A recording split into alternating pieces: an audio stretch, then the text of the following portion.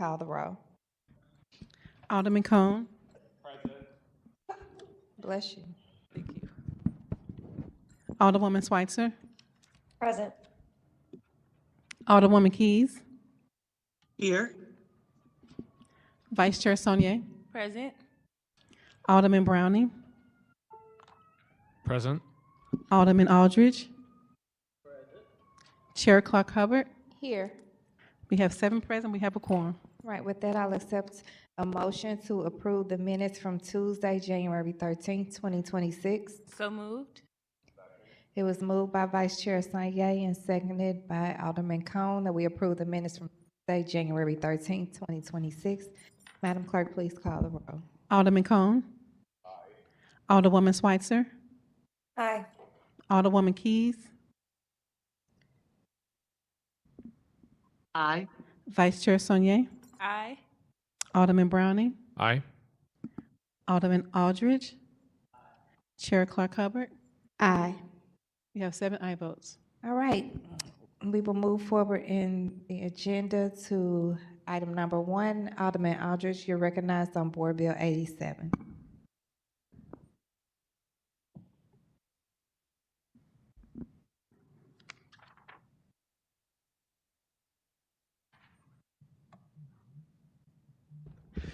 Good morning, HUD's committee and Madam Chair, members of the HUD's committee. I'm super excited today to present you guys Board Bill 87, and then we have another bill behind that. I think Board Bill 125. It's a companion bill that really deals with bonds. But Board Bill 87 is an update to our Prop S ordinance that already exists. So what Board Bill 87 would do, it would update how bonds are funded and how stabilized vacant units are also going to be hopefully changed. So Board Bill 87 changes Section 3 of mainly the original ordinance that currently exists. And it does really does 3 key things. It changes the caps on the size of the units. It also ties it to the CPI. So when inflation happens, that construction costs and all those things are tied into it. And then it also expands eligibility work in the inside when it comes to interior demo and certain stabilization of things. So one of the first things that Board Bill 87 does with the Prop NS, and for ones who don't know, I know we all, at least here, knows what Prop NS is. It's a program that I would say is really beneficial here in the city of St. Louis, where the city does upgrades on units that need stabilization and to make sure that they kind of stay on the market. They do a lot of upgrades to those units, and then people are able to go out and invest and purchase those. However, there has been an issue in which hopefully this bill will address the cleanup of it, of how some of the upgrades are limited based on either single family or multifamily units. So what we're trying to do first is, like I say, address the restrictions and instead of tie it to single family, tie it more to a cap on the square footage. So anything that is 1,500 feet square foot can go up to about $50,000. Anything that's 1,500 square feet to 249 square feet would be capped at like $65,000, and then anything that's 250 square feet would be capped at $800,000. I know maybe potentially one of the questions is why go the route of the cap instead of looking at it per square footage. So there's a lot of multifamily units that are different sizes than single family units, and sometimes those different sizes make it a struggle to be able to issue funding to those units. So one of the things that we wanted to do is try to go a square feet route to kind of adjust the size, knowing that each family size and each multi-unit is different. Another change to the bill, again, is tying it to any annual inflation adjustment. So now it will be tied to CPI. So anytime inflation goes up, and why that's important is, as we know, construction prices have been going up, especially post-COVID. So tying it to CPIU guarantee that any future increasement in inflation and the construction costs will be accounted for without any additional changes that would need to go to the ordinance. One last thing that we talked about that we're changing in Section 3 of the Prop NS bill is limiting or adding more requirements on inside upgrades to the unit. So assuring that water tightness and structure stabilization is kind of added by expanding the scope to include water and sewer connection and additional interior demolition. What we end up noticing is that when folks are going in trying to stabilize some of the units, the limit of work that they can do in the upgrade of the inside is very limited. People that eventually go and try to invest and buy these units end up having to do more work than they originally thought they had to do. So first, I do want to bring up a few speakers, Madam Clerk, to talk a little bit more on the importance of expanding the Prop NS legislation so that they can go get a little bit more deeper into the ordinance that we're trying to change. First, I'll bring up the legendary individual who's been doing a lot of work already with this Prop S work, and just appreciate the work that they're doing to try to also work with us to expand it to make this legislation a little bit better. That's okay. Good morning, and thank you for that, Alderman Aldridge. As Alderman Aldridge indicated, Prop NS is a very unique and important program. So I serve proudly as the Vice President of Real Estate for St. Louis Development Corporation and the Director of LRA. This program has been in the works for several years, and part of the importance of this legislation and passing it forward is that we're now in a period of time where we have collected enough data. We have heard from residents, we have heard from developers, but even more importantly, even as we look at the current planning processes that have been underway, we finally have community-based plans that are led by the City of St. Louis's planning agency. And so the goal for not just this program, but all of LRA's programs has always been to take funding and to pour that into specific programs where we can develop a block-by-block approach. So we have over the last year and a half actually, indicated specific blocks where we have looked at where Prop NS activity has or could be stimulated, as well as demolition activity, as well as lot clearing activity and new housing development. So this program is important in enhancing it so that we can, one, stabilize more buildings, but more importantly, making it not just more attractive and feasible for those who are going to be investing in the property, but to ensure that it gets to full stabilization. As the Alderman just spoke a minute ago, when the program was initially launched, the cap was based on the unit type. So that was, if it's a single family home, it has an investment up to a specific amount. If it's a multifamily unit, it has an investment up to a specific amount. However, it was not based on square footages.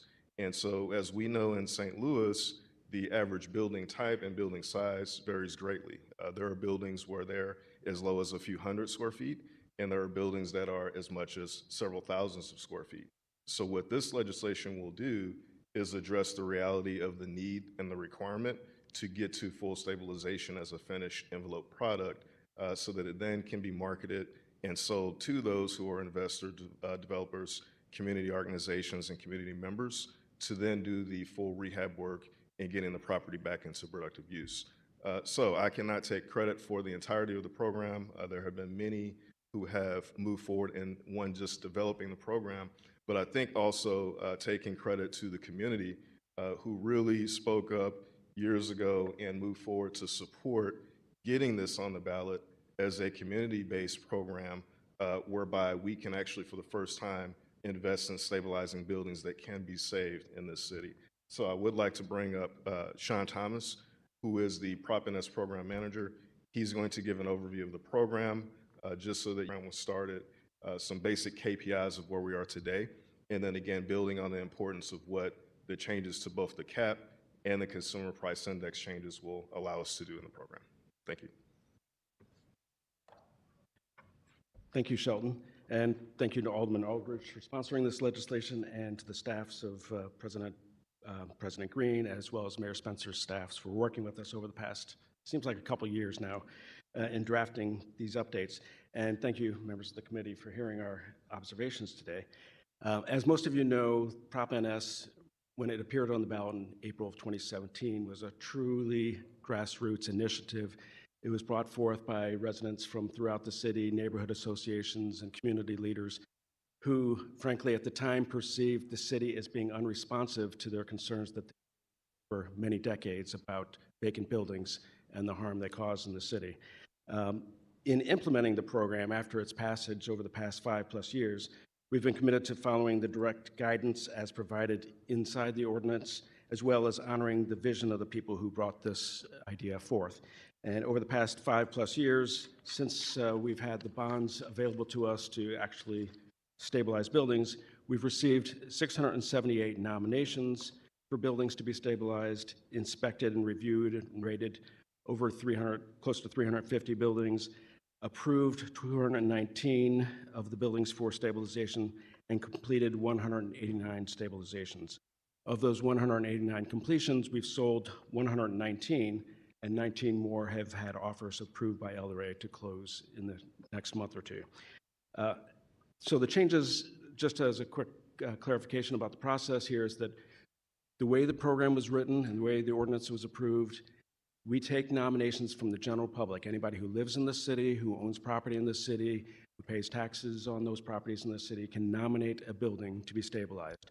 To be approved for the program, they have to be eligible, which means they have to be owned by LRA, have to be residential with no more than 6 units, and they have to be available for purchase.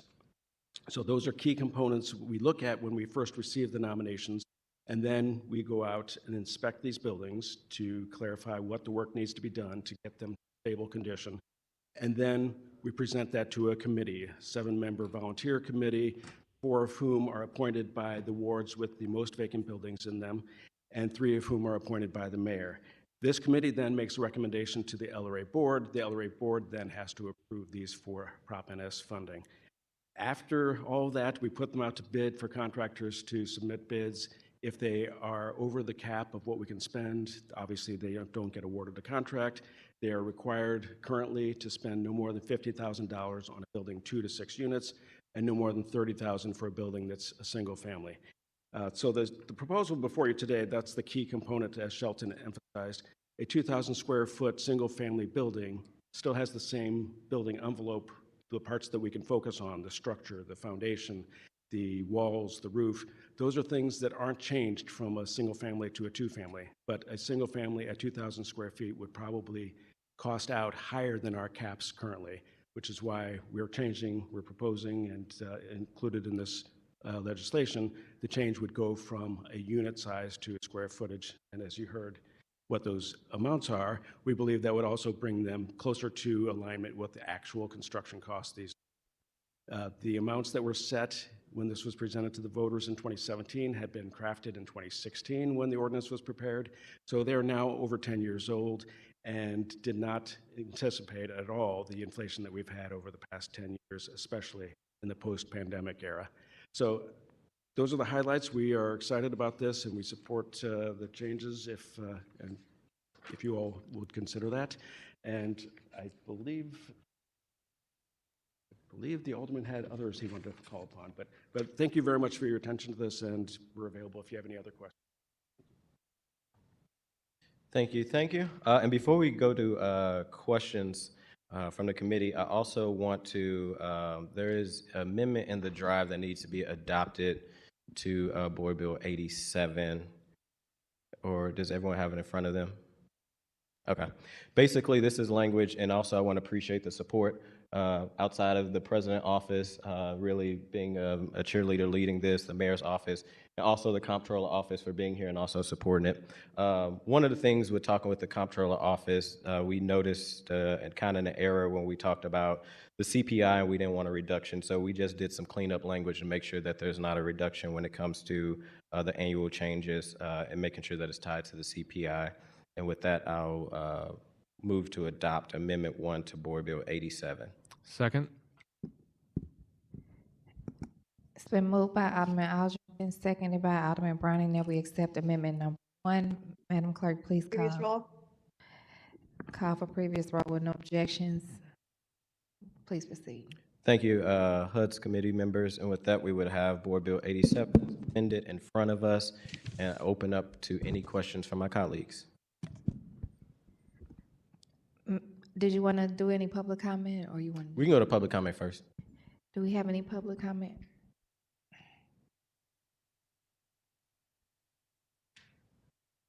We have Katie Berry. Okay. Ms. Berry, if you can raise your right hand, swear to tell the whole truth and nothing but the truth, Yes. please proceed. Good afternoon. My name is Katie Berry, and I am past president of St. Louis Realtors, and I'm a St. Louis City 8th Ward resident. St. Louis Realtors represents more than 8,500 real estate professionals who work every day in neighborhoods across the city and region. I'm here today to express our support for Board Bills 87 and 125, and thank you to Alderman Aldridge for his leadership in bringing these updates forward. Taken together, these two bills modernize Proposition NS program to better reflect today's realities, making it both more effective and more predictable. From a realtor's perspective, that predictability is critical because private investment is far more likely to follow public investment when rules are clear and consistent.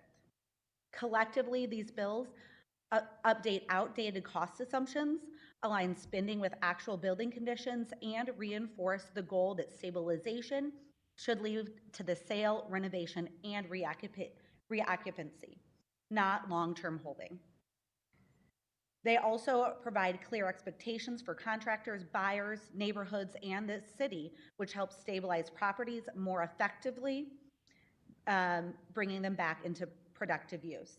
As these bills move through the legislative process, we are hoping to open discussions whether additional refinements could be incorporated now to further improve how the program functions.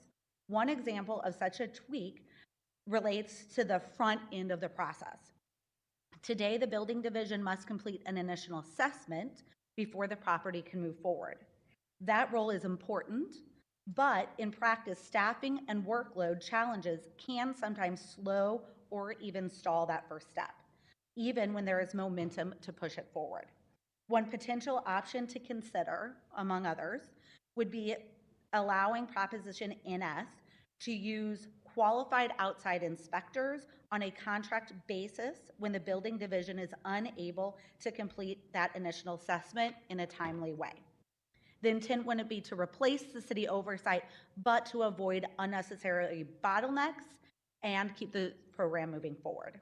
In closing, St. Louis Realtors supports Board Bills 87 and 125 and appreciates the work that has gone into strengthening Proposition NS. We thank Alderman Aldridge and the committee for your leadership, and we look forward to continuing in a constructive partnership as you consider these bills. Thank you for the opportunity to speak today. Thank you so much, Ms. Berry.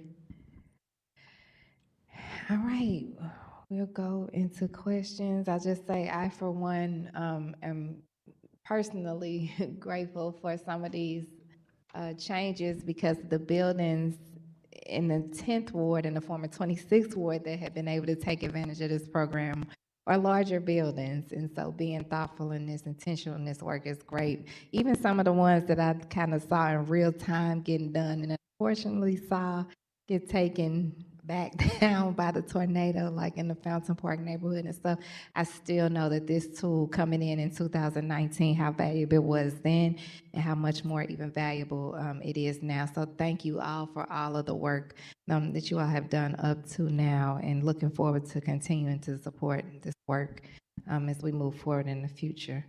Alderman Cone. I don't have any questions, Madam Chair. Alderwoman Schweitzer. Thank you very much, Madam Chairwoman and members of the committee. Great presentation and very informative. The one question that I have about the bill is in section 4, when it talks about some of the changes to the bill, or what's in the process can be changed by the Board of ENA without coming back to the Board of Aldermen. And I just wanted to understand what that would be, what is anticipated there, or what that section is about. I don't think we've covered that yet. Could you repeat that? I'm sorry, I was pulling it up, Alderwoman. Section 4 of the bill talks about the Board of Yeah, we can ENA change something. being able to make changes without coming back to the Board of Aldermen. And I was not sure what that was regarding in terms of what changes might be anticipated in the future. That is a good question, and I'm pulling that up now to myself. I'm not seeing a section 4, Alderwoman. Oh, there's a section 4, the mayor and comptroller. Page 3, line 17. Yes, thank you. Page 3. Yeah, I'm gonna have Ms. Hayden from the president office speak. Fantastic. Thank Good you. morning, Alderwoman. That's Good the morning. previous ordinance. So you know how whenever we amend ordinances, there has to be listed right up under the bill. That's section 4 of the, what is it? Ordinance number 70846. So we're not changing section 4. That already is ordinance. We're just only Can you changing still section tell me 3. what it might refer to though, I'm not in sure. terms of changes? Okay, I just wondered if changes like this, when they're so substantive are coming to us and other changes might go through the Board of ENA or what it was referring to. So if we don't anticipate it being used, that's one thing, but And Ms. Hayden, we all know and love you, but can you announce who you are and your title for the record? Yes, I'm Janika Hayden. I'm Policy Associate for President Green. And to add on to that, Alderwoman, yeah, the only changes that we are addressing, and I can try to get clarity from I know we have a new comptroller and a new mayor, but maybe clarity in the past also from the president, if any changes from Prop NS ever been in front of ENA, but all the changes that we're amending from the old ordinance of 70846 is all the ones mainly in section 3. So every other section that currently is in the bill is, it's just staying the same. yeah, it's just staying the same. It's an old language. Okay. I really do like the changes that are being made. I think that adjusting programs in the city to CPIU is a great idea, and it makes a lot of sense for the changes so that we don't end up in situations where a really good idea from almost 10 years ago is made impossible by the conditions of the market today. So I appreciate that change in particular, and I look forward to hearing if there is any information about anything that's come through ENA that we haven't seen at the board or anything that's anticipated. Please let me know. Thank you for your time. And please add me as a co-sponsor, Madam Clerk. So noted.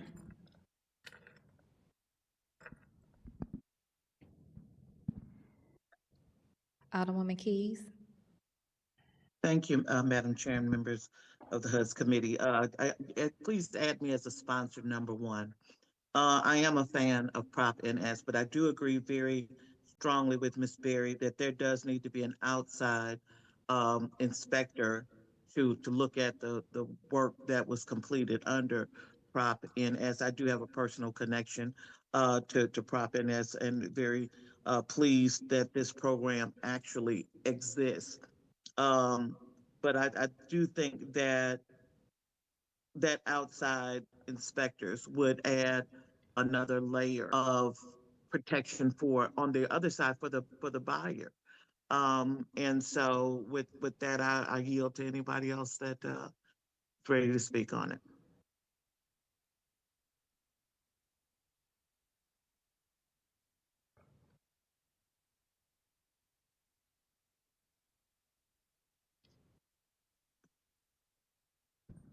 Alderman Browning? Thank you, Alderman Aldridge, for bringing this forward and working on it, and thank you to our experts here from the LRA.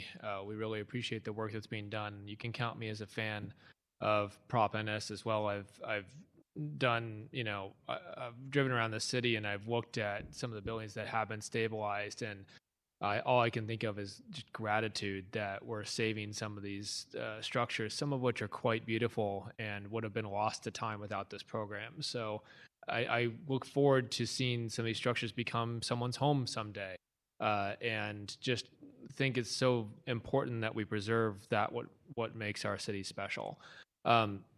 Alderman, I had the opportunity. I haven't had the opportunity to connect with you personally, but I know that what had approached you about an idea with the thresholds And the idea was to move, instead of having thresholds, to kind of make it a formula-based model where there's a $25,000 base and then it's $20 per square foot with a cap of $80,000. I was wondering if we could hear from someone from LRA about that idea, and if that is something that would be preferred, and that it, I think, still fits the spirit of what this bill is doing, but might provide some more flexibility for buildings that have unit sizes in between some of these threshold numbers. Yeah, and I will have them come up. I do want to commend your LA. I know he's new, and he's already looking at legislation and trying to figure out how he can help. He did ask me about it. There never was, this is the first time actually seeing language, so didn't know what the actual language would look like, and as soon as I seen it, I've brought it to LRA to see if there's something that makes sense now, or probably need to have more conversation with the bond council to bring back to the floor, or make changes on the floor if accepted, but I will have LRA come up to speak on it.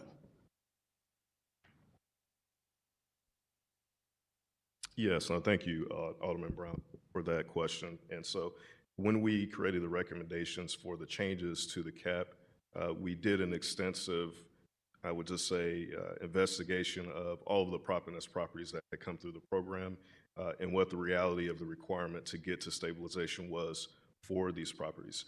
And so if you'll notice, the proposed legislation is an up to amount. It is not to write into stone that every property that is within that square footage range receives that exact dollar amount, but that allows the program to then issue a bid to contractors for the program to then say, hey, we'll move forward with the contract that really does identify the scope and getting it to stabilization. So in some cases, if we're successful by raising the cap, we may not actually expend the top of that cap amount, but this definitely allows us to not inadvertently prohibit properties that ordinarily would have been able to come into the program and to be stabilized, to at least get to the Stabilization Advisory Committee for review, and then onto the LRA board for a decision to move forward with stabilization. So again, even after the Stabilization Advisory Committee reviews each individual case by case for each property, and after the LRA board approves that, it then moves into the bidding process. And so again, we do have a mechanism in the bidding process to review those bids and to determine if the scope of work and the pricing is congruent with what is in the current market. I do also want to respond to one of the questions that was brought up and the comment in support by Ms. Berry. Ms. Berry, thank you. We have also been very intentional about thinking about what is it going to take to inspect the number of buildings. And we know the reality is that certainly with the May 16th tornado as an added factor, there's a lot of constraints on the building division, their ability to be able to help in accelerating the program. And so we've actually met with the comptroller's office as well as the building division, and we all unanimously agree that the role moving forward that will be a part of the inspection process for the program will be an internal resource from SLDC. And so we've met with the comptroller's office and identified the budget that is currently within the program, and that budget would essentially shift to SLDC to retain an internal inspector. That position has actually already been posted, and so we look forward to reviewing some competitive candidates who can help us in the inspection process coming forward, hopefully as soon as this month. Thank you. That's very helpful. So I guess what I'm hearing from you is that while the caps that are in amount, the thresholds are there, that the exact funding amount is capable of being somewhere in between those throughout the process. And so there doesn't necessarily need to be a formula that you have your own internal formulas that you somewhat adjust for each project that comes in front of you. Does that sound right? Yeah, and to clarify, if you look at the construction stabilization scopes of work, it's broken down into making what's called a building envelope. And so that has to do with flooring repairs, roofing repairs, mason repairs to the structure itself. There are buildings that will be in all different categories based on the level of repair that they will require to those specific pieces. So there may be a 1,000 square foot building that has a stronger roof or a stronger building exterior foundation system, but the entire floor system is completely a redo.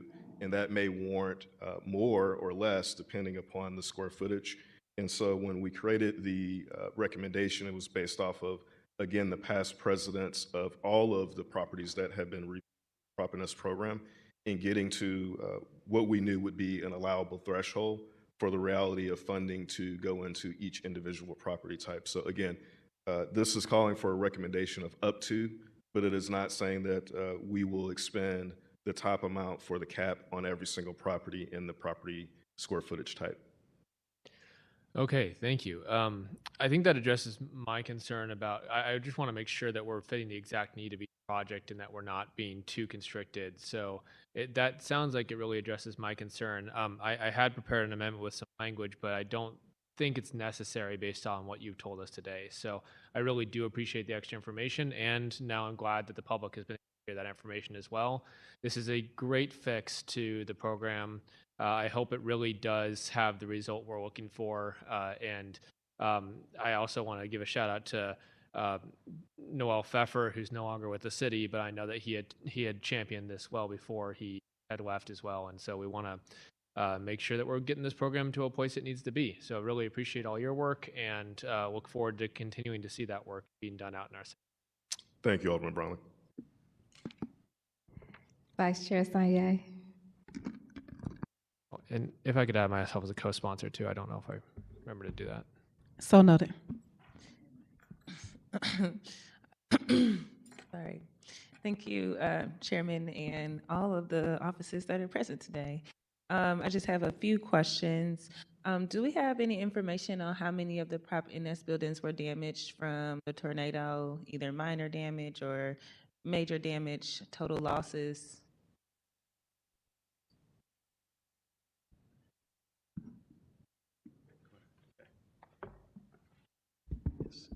Thank you for that question, because obviously that was a heartbreaking experience for all of us in so many different ways. The short answer to that question is there are probably about 20 to 30 that had some damage of some sort that were stabilized buildings. The unfortunate thing was especially for the ones that were sold already to people who had purchased them through Prop NS and had begun their stabilization or their rehab work and had complete losses. And often those were individuals who could not get insurance because they weren't up to occupancy standards by the time the storm hit. But there were 4 that we know of that were completely destroyed. There were about another 10 or so that had some significant damage, and then probably really closer to 20 to 30 others that had minor damage or moderate damage. And will those buildings be prioritized with this cap lift? Unfortunately, to my knowledge, the cap now will apply to new buildings accepted into the program. The buildings that are existing buildings that have already had stabilization have spent the caps, up to the caps on those. So we can't go back to Prop NS funds to revisit buildings that have already been stabilized. But moving forward with funds, are you saying that because there already were LRA funds that they can't be prioritized? What I'm saying is that I believe the ordinance that applied at the time those funds were put into those buildings said that we could not spend any more on those. I'd have to refer to legal counsel on whether the higher cap could then apply to existing buildings that have already been stabilized, but I don't believe you can go back to that. Sure. And I can respond to that too, Alderman Sonier. So essentially, the period of time when bonds are issued are technically a bond cycle. And so what is specific to the bond cycle, just as we were looking at this legislation piece, the prior legislation is specific to the bond cycle. So those limits for that bond cycle would apply to the properties that were administered in the program. But what Sean is also referring to is that those are properties that are a mixture of properties that LRA owns in the program and ones that were already sold. So the ones that were sold are ones that are now in the hands of private owners who were going through the process of doing either stabilization or may have stabilized the property and did some rehab. And so we're looking at ways as we go through tornado recovery as a city overall to see where there can potentially be a way to help incentivize those who have already invested into the program.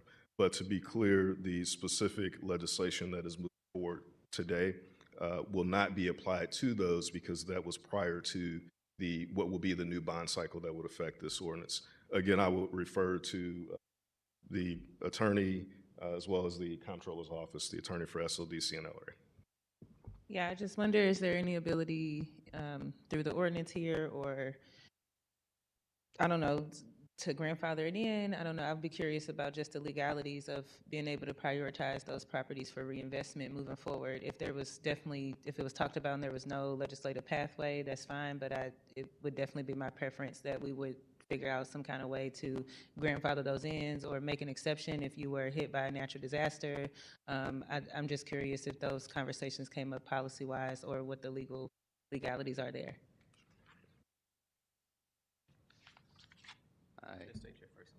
Yes, it's still morning. Good morning, everyone. I'm James Morrow with the City Councilor's Office.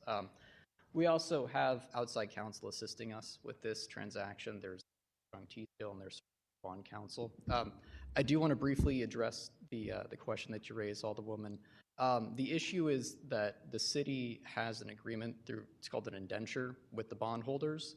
So the people who purchased the bonds from the last bond cycle, they were basically told, these are the caps that we're going to spend on these properties. So with the bonds that have been already issued and spent, we're stuck with that cap.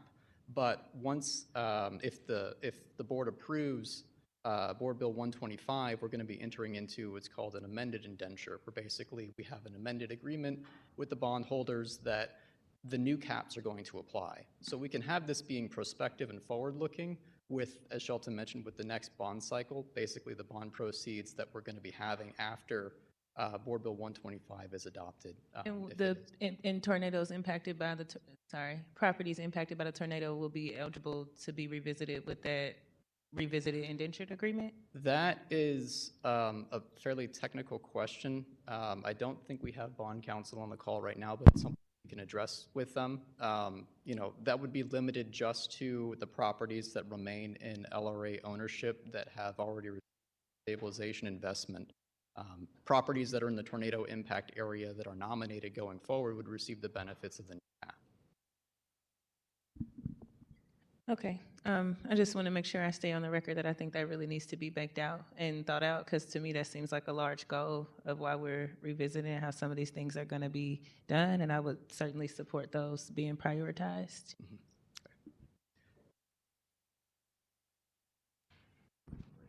Right. Do you have any follow-up? Alderman Cone, did you have follow-up? I have Alderwoman Keys has her hand raised. Alderwoman Keys. Thank you.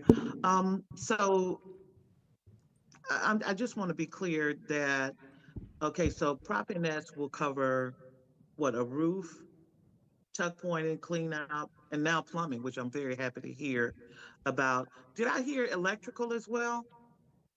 No, not electrical. Okay then. All right. Thank you so much. Alderman Cone. Your mic is not on.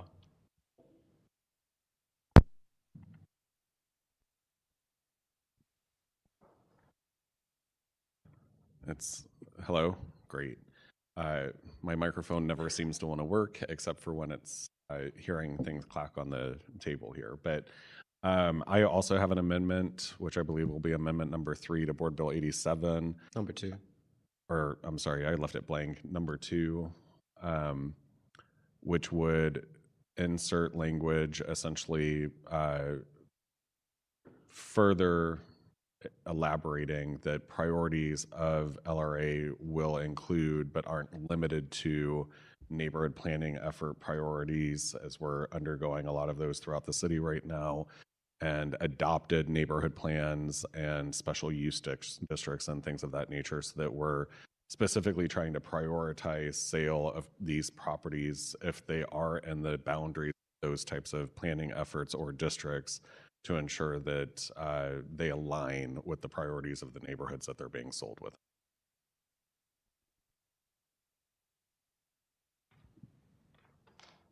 It's a motion. I would move that we adopt amendment number 2 to Board Bill 87. Second. Previous roll. Discussion. Any discussion? I just want to go on record to say I support this amendment. I do think it's good to make sure, like my neighborhood and many others north is going through a lot of different neighborhood plans on top of the future Zoop. So as we think about moving forward, I do think when you talk about prioritizing those with what the community is saying, I think makes absolutely smart idea, and I appreciate the alderman for working with the experts in the room to get the language right. And I support the amendment. Absolutely. There was a call for previous roll Who called for previous roll? about Alderwoman Schweitzer with no objection. Please proceed. Any other, everyone's in? I just have a motion to it. Would like to make a motion to embank. Second. It was moved by Vice Chair Sanye and seconded by Alderwoman Clark Hubbard that we move this Board Bill 87 in bank. Previous roll. As amended, 87.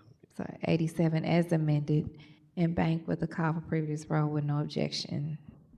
Congratulations and thank you. Now, please proceed. Thank you, Madam Chairwoman, and to everybody first behind me, from LCRA to SLC, to the legal folks, to the comptroller's office, to the president's office, to the mayor's office. I do want to give a huge, to our realtor friends who's in supportive of it, just a thank you. This has been a conversations that I remember when the alderman from the previous LA was was even being looked at of how we can start to address, I think, a program that meant very well. And as we know down at the board, when we do legislation, sometimes we have to amend it and change it. And as we see that it's enacted, make it better. And I just want to thank all the folks behind me who are doing the great work and have been working with this board to try to upgrade upgrade this legislation. Before I talk about it, I do want to just say, Alderwoman from the 7th, I totally understand where you're coming from. I'll talk with legal and the bond counsel to see what can be done, like on a legal level. I know this is something that has been in the works, before the tornado, but a lot of our energy, especially post-tornado, we need to look at an area that already been disinvested, like how do we support, but want to make sure we legally can do it. So your comments do not go on deaf ears. But really excited about Board Bill 87. As we all spoke about it earlier, it does three main things in Section 3. It upgrades the cap on properties so that individuals from the city that's trying to do those upgrades can be able to have a little bit more wiggle room. It also ties it to CPI. As we know, goods and everything continue to go up. Construction's continuing to go up. It ties it to CPI to make sure as future goods go up that's tied. And it expands the interior work that is necessary to be done within these units. Again, I just want to thank everybody who's been part of this, and I would ask for a do pass recommendation on Board Bill 87 as amended. I make a motion. It was moved by Vice Chair Sanye and seconded by Alderman Browning. We move Board Bill 87 as amended with a do pass recommendation. Madam Clerk, please call the roll. Alderman Cone. Aye. Alderwoman Schweitzer. Aye. Alderwoman Keys. Aye. Vice Chair Sanye. Aye. Alderman Browning. Aye. Alderman Aldridge. Aye. Chair Clark Hubbard. Aye. You have 7 aye votes. Right, with that, you successfully passed Board Bill 87 with as amended with a do pass recommendation in bank. You may proceed with Board Bill 125. Thank you, Madam Chair, members of the committee. Board Bill 125 is kind of the simpler part of Board Bill 87. This is just the cooperation agreement that authorized this legislation to be able to go into effect. So it's very similar language that talks about caps. It has changed from the previous cooperation agreement to make sure it aligns with this ordinance. Again, want to thank the bond counsel and the comptroller office with the support of this legislation, as well as SODC and LRA, but this is just the agreement so that that the Prop NS language lines up with the actual ordinance. And with that, I'll open up for any questions. All right. Did you have any speakers for this? Or just, are y'all good? Okay. Any public comment for Board Bill 125?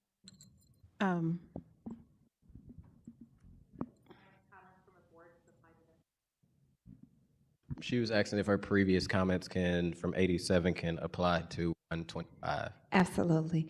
All right. So another, that was the Alderman open speaker. Cone.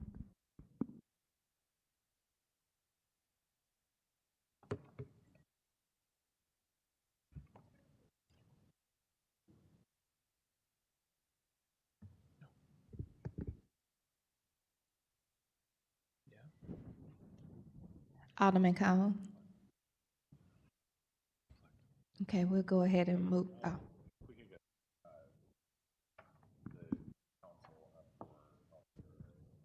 Sounds like you're good, but Need the mic. and your mic again isn't working, Alderman.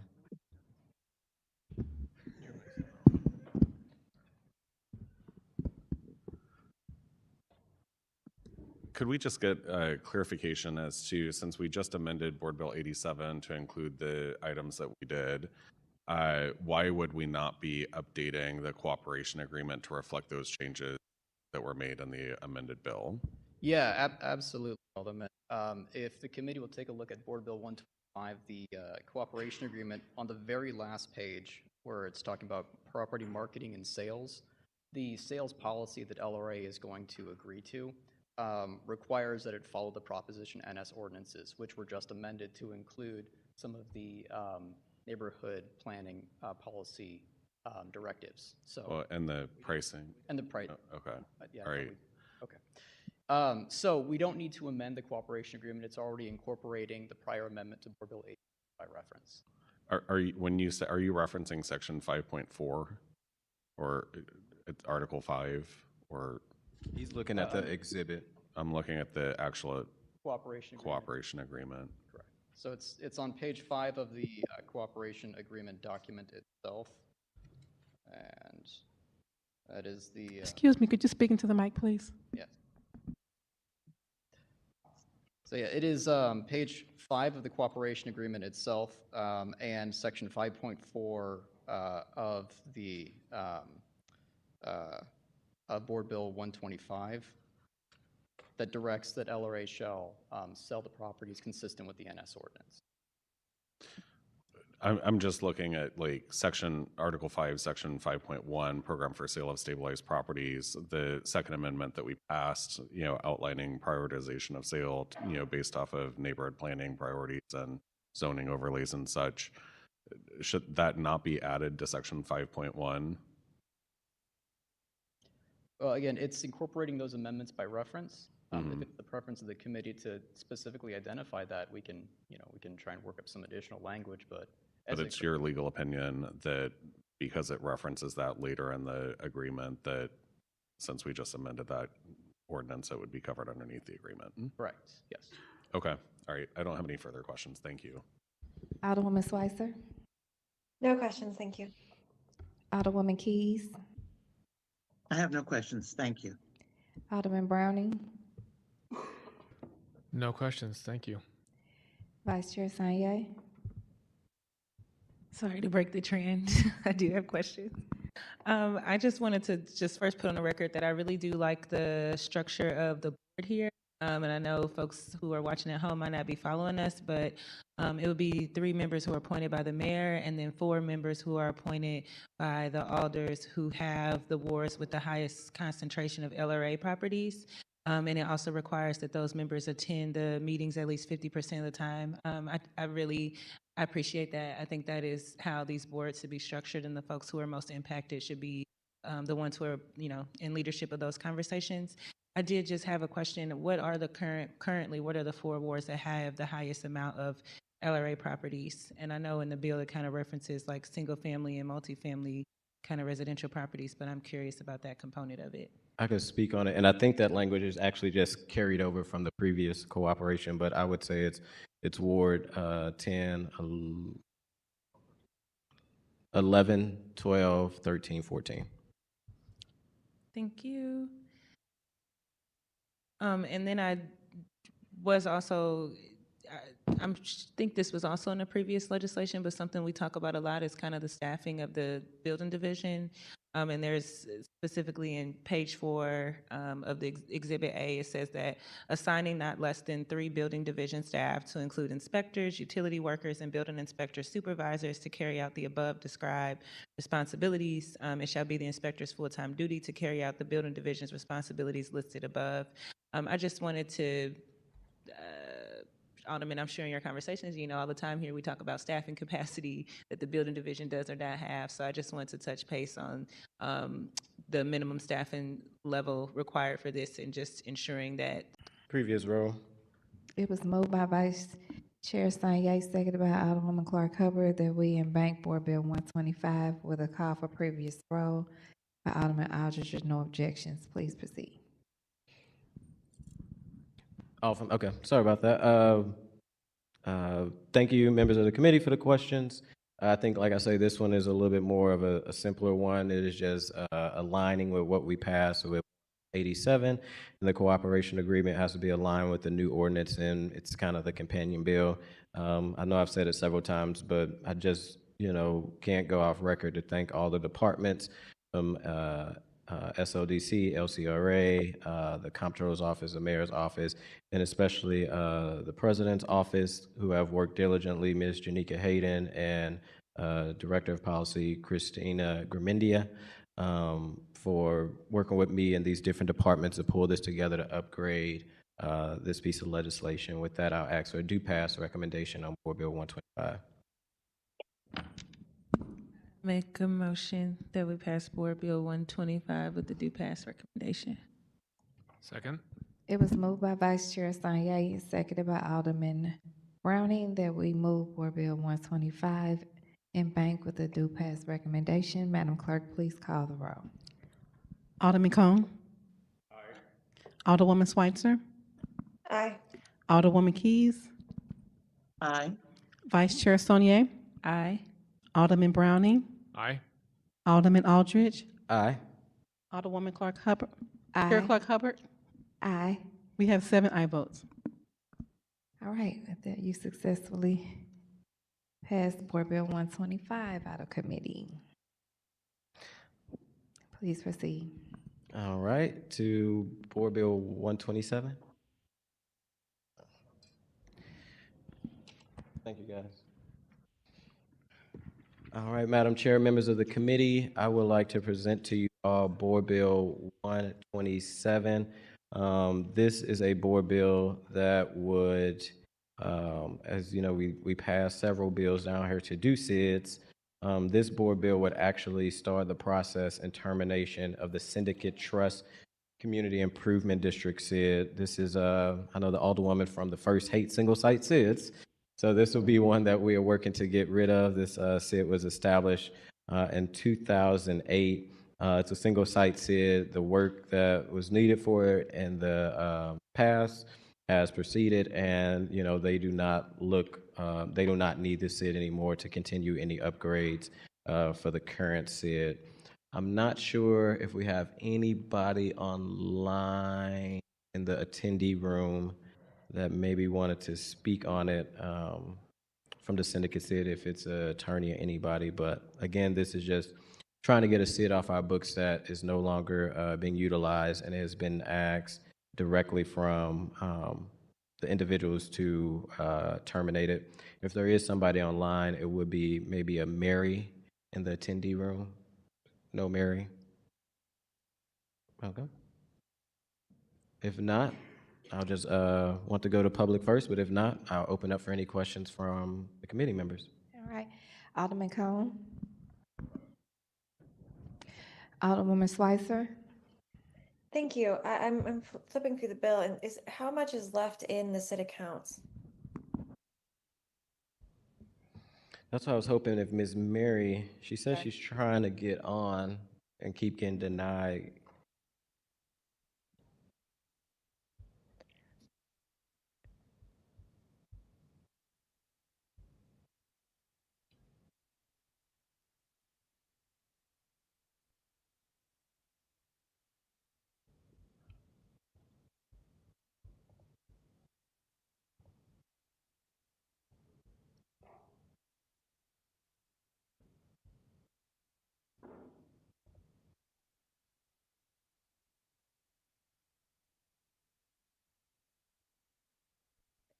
says the district will have no assets upon cessation in the petition.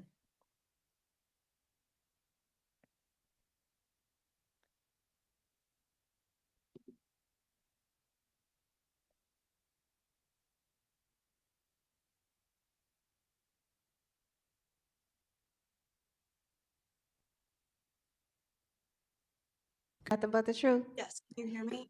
Thank you. Yes, ma'am. Please proceed. Hi, Ms. Mary. If there is a question, but I don't know if you just wanted to give any additional content or any additional conversation on the importance of dissolving the SID and why it's not needed anymore. Wasn't in the meeting just before this because I wasn't connected, but could you fill me in on exactly what you're asking? Yeah, so the Board Bill 127 is the board bill to get rid of the syndicate trust SID. And one of the questions that was brought up, I know this SID isn't utilized anymore and hasn't been utilized anymore, but one of the questions asked of from the Alderwoman from the first of how much money or asset is still left from the SID. Did I get your question right, Alderwoman? Yes, just any assets. It says that there aren't any in the petition, but then it also says that they'll be dissolved by the SID. So I just wanted to know a little bit more if there's money in the account, assets, and what the plans are, if any. Thank you. There really aren't any assets And left. sir, if you could, Introduce yourself, sir. yeah, if you can introduce. And be on camera. Thank you. Can I answer that one? Yes, you just need to introduce yourself and Oh, I'm sorry. And My can name you is raise your right hand and swear in your introduction? You can also raise your right hand and swear to tell the whole truth and nothing but the truth. Yes. We see you. Thank you. Sorry about that, and thank you all for adding this to your agenda. My name is Nick Lucetti. We represent the petitioner here. There are no assets of the district. Any money that is collected from the CID, it's a very small amount, just gets sent to service the outstanding obligations. And the reason the petition says what assets are left will be wound up is just as a catch-all to formally close out the CID as required by statute. thank you very much. And is the unit vacant currently? There are two retail operators still operating within the district. I think one is a Clarkson Eye Care, and I forget the other, but it's just the main level of the syndicate building. None of the residential units above it are included in the CID. Okay. And the sales tax is still being charged? Yes. Okay.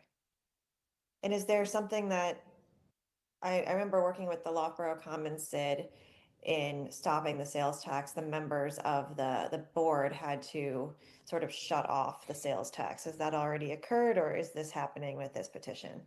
This would occur in connection with this petition. Okay, sounds good. Thank you. Thank you. Alderwoman Keys. Thank you. I have no questions. Alderman Browning. You know, if we were creating a SID, I'd have questions, but we're not, so no questions. Vice Chair Sanye. No questions.